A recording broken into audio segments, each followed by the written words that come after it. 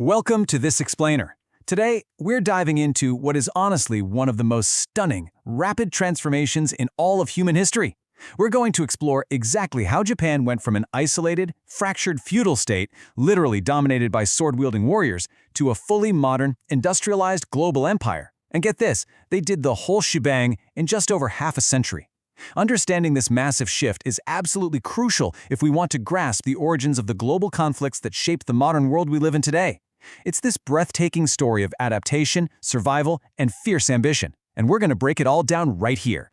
Here's a quick roadmap for today's explainer. We'll start with the age of shoguns, move into 2 centuries of isolation, then the black ships arrive, followed by the Meiji Restoration, and we'll wrap up with the rise of an imperial power. It's a dramatic journey, so let's get right into it. Okay, let's dive into part 1, the age of shoguns and the warring states. To really understand modern Japan, we first have to look at the sheer chaos it originally emerged from. Picture this. Starting around the 1300s, the central unity Japan had previously achieved just completely broke down. It plunged the country into a highly violent, chaotic era known as the Warring States period. Now, during this time, the emperor, well, he was essentially just a figurehead. Real power was locked in a strict feudal system. At the very top of this military pyramid sat the shogun, the ultimate military overlord of Japan. Serving right under the regional lords were the samurai. You know them, this aristocratic warrior class. But they weren't just fighters. They were bound by this incredibly strict, unyielding code of honor called Bushido. Bushido demanded absolute loyalty, deep respect, and fearless martial courage. And the ultimate, most severe safeguard of that samurai honor was a ritual suicide known as seppuku. Make no mistake, this was a society strictly ruled by the blade. Eventually, the chaos of those warring states was crushed by a succession of 3 insanely ambitious, ruthless warlords. First up, in 1568, Oda Nobunaga seized Kyoto.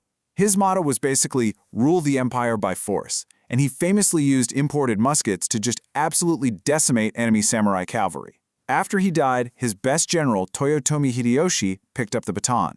He used brute force and some incredibly shrewd political alliances to control most of the country by 1595. Finally, one of his strongest allies, Tokugawa Ieyasu, wiped out his rivals at the massive Battle of Sekigahara in 1600. Boom! The unification of Japan was officially complete. Moving on to Chapter 2, 2 centuries of isolation under the Tokugawa Shogunate. That massive victory in 1600, it kicked off an era of unprecedented peace that would remarkably last all the way until 1867. And this brilliantly illustrates our next point. How exactly did Ieyasu keep the peace in a country literally run by rival warlords? Well, he instituted this devious stroke of political genius called the alternate attendance policy. He needed to keep the local lords, the daimyo, on a tight leash. So step 1, he forced these lords to spend every other year in his new capital at Edo. Step 2, even when they were allowed to go back to their own lands, they had to leave their families behind in Edo as hostages. I mean, it's wild, right? It was a highly calculated mechanism that completely tamed the local lords, because no one was going to start a massive rebellion when the shogun had their family. The rule of law finally overcame the rule of the sword. And this newfound peace sparked a massive economic and cultural boom. I want to share a staggering number with you. 1 million. By the mid-1700s, Edo's population had swelled to over 1 million people. That's enough to make it perhaps the largest city in the entire world at the time. It shifted Japan from a rural agricultural society to this incredibly vibrant urban one, long before it was the neon-lit Tokyo we know today. This density gave birth to an amazing cultural scene. We're talking kabuki theater, beautiful woodblock prints, and haiku poetry by absolute masters like Matsuo Basho. But here is the catch. This booming society was uniquely and very intentionally sealed off from the rest of the planet.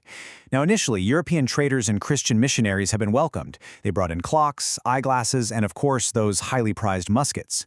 But the shoguns pretty quickly started viewing this aggressive European influence and the spread of Christianity as a massive political threat.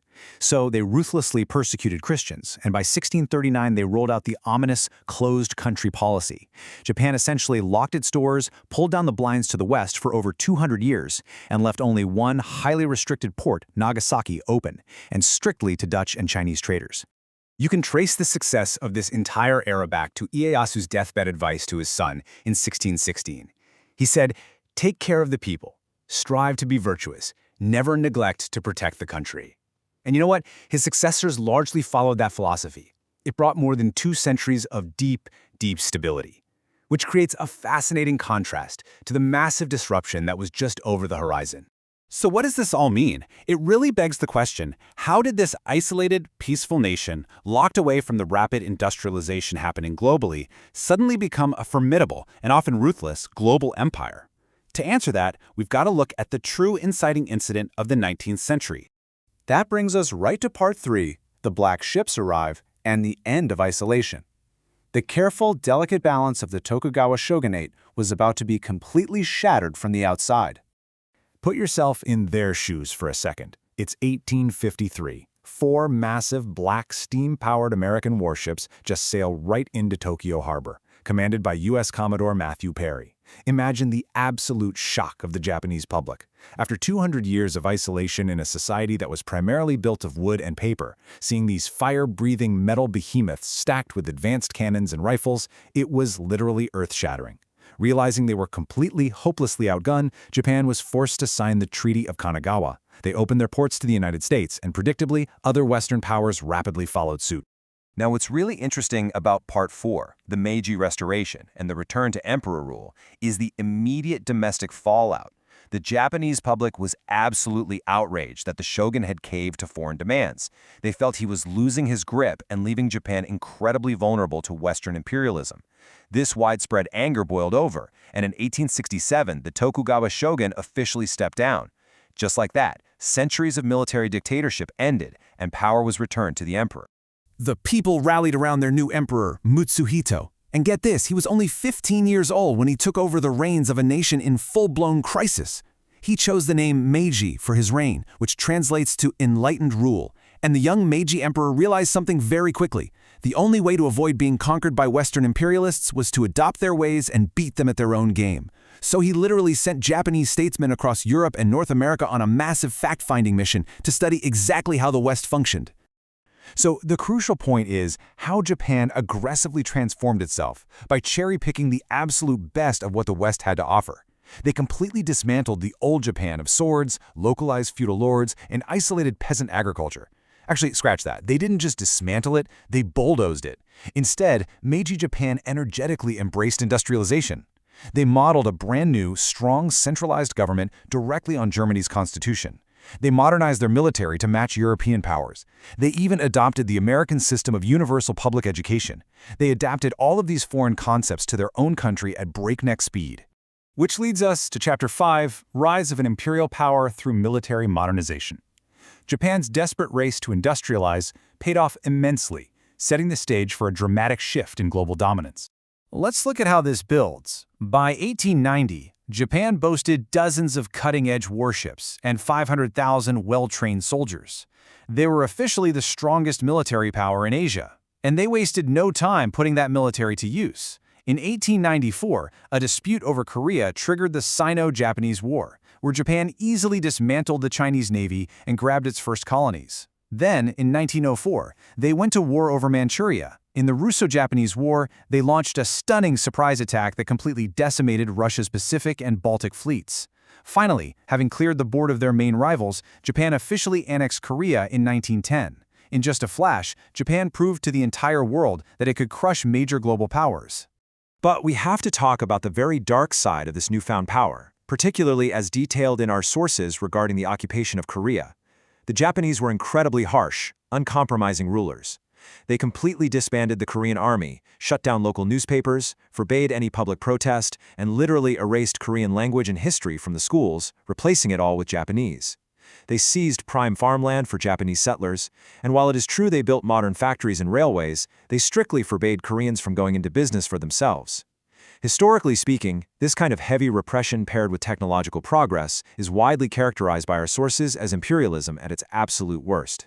Which leaves us with this final, really provocative thought to ponder. Japan started this entire rapid transformation out of a genuine existential fear of being conquered by Western ships and Western guns. But in adopting the tools, the heavy industry, and the brutal military strategies of those very empires, did they simply race to become the predator just so they wouldn't end up as the prey? It's a fascinating, sobering look at the cyclical nature of imperialism, how a desperate fight for survival mutated into brutal conquest, and how the ancient legacy of the samurai found a brand new global battlefield. Thanks for joining me on this explainer, and definitely keep questioning the history behind the world we live in today.